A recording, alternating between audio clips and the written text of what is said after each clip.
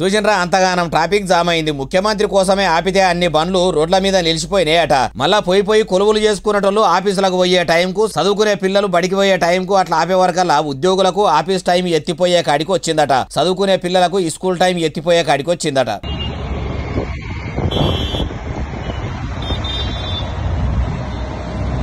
అన్నిగానం బండ్లు నిలబడ్డాయి అంటే ఎంతసేపటి నుంచి ఆపుతుండ్రో అర్థమవుతున్నది. నా కోసం ట్రాఫిక్ ఆపకుండ్రి, అందరితోని పాటు నేను కూడా మామూలుగానే పోతా అని అప్పట్లో ఏలుబడిలకు వచ్చిన తొలుతల ముఖ్యమంత్రి కం పోలీసు మంత్రి యనమల రేవంతాల్ సార్ చెప్తే అబ్బా సీఎం సార్ ఎంత సాదాసీదాగా ఉంటాడు అనుకుండ్రు గాని రాను రాను ముఖ్యమంత్రి సార్లా మంచిగానే మార్పు వచ్చినట్టున్నది. సామాన్యుల గురించి సడగు ఎక్కితే నా గురించి ఎట్లా తెలవాలనుకున్నాడో ఏమో గాని ఇంతమంది టైం ఎత్తిపోయి కొలువులు చేసేటోళ్ళు ఆఫీసులకు ఆలస్యంగా పోతే బాసులతోని సొట్టు తినుకుంటా బడి పిల్లలు కాలేజీ పిల్లలు అయితే లెక్చరర్లు టీచర్లు ఇచ్చే పనిష్మెంట్లకు కారణమయ్యే కాడికి తెచ్చినట్టే అనిపిస్తలేదు. మార్పు అంటే ఏమో అనుకున్నాం గానీ ముఖ్యమంత్రి సార్ కోసం కూడా ఇంత ట్రాఫిక్ ఆపి ప్రజలను ఇబ్బంది పెట్టేంత మార్పు వస్తుంది అనుకోలేదు. మరి అంతమందిని అట్లా ఆపి సీఎం సార్ ఏడికి పోతుండట అంటే సినిమేషకాలు ఏర్పాటు చేసుకున్న మీటింగ్ అడికట.